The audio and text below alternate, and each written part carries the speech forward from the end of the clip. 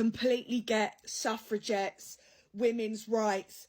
Thank you. Correct. I love how we all unanimously came together to say we're not going to endorse this crap, because the reality is that working class people, middle class people are not cannon fodder. You notice that the elites and the upper classes are simply not going to be on the front lines, but they're the ones begging for us to do so.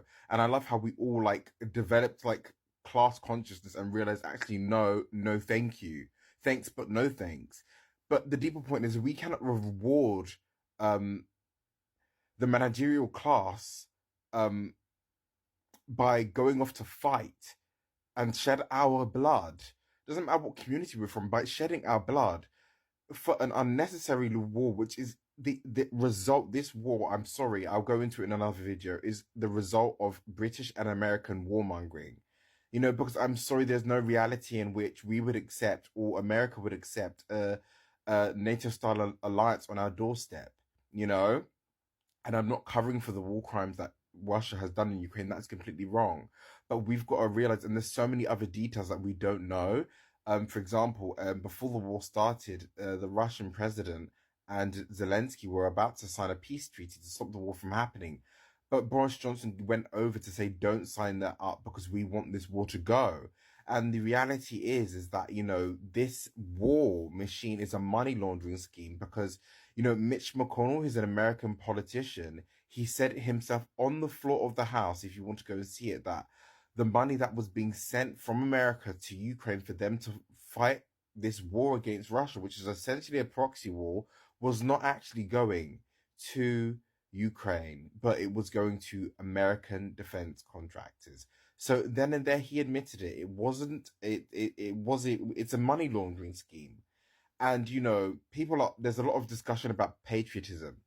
And all I can say about that is, it's the least patriotic thing you could possibly do to fight just because the elites and the managerial class of your country demand that you fight. That's not patriotism. In fact, that amounts to treason. We fight for our country when the war is just, and fighting for your country so that executives at Raytheon and Boeing and other high-profile American defense contractors can make a shit ton on the sales of weapons is not patriotic. It amounts to treason against, in the UK, we have the concept called king and country. Now, for example, the king can't commit treason against himself, but we can all commit treason against country. That was the basis on which Charles I was executed. The king at the time, Charles I, argued that he couldn't commit treason against himself. Therefore, they invented the concept of king and country. So we can all commit treason against our country. So even if His Majesty the King, and I'm a monarchist, the monarchy performs a very important constitutional function in our country. And but let's say, for example, the king were to sign off on this war and promote it. Even though he can't commit treason against himself, I would see that as an act of treason against the country. And anybody who fights against Russia under these circumstances, I view as a treasonous traitor. This war is bullshit.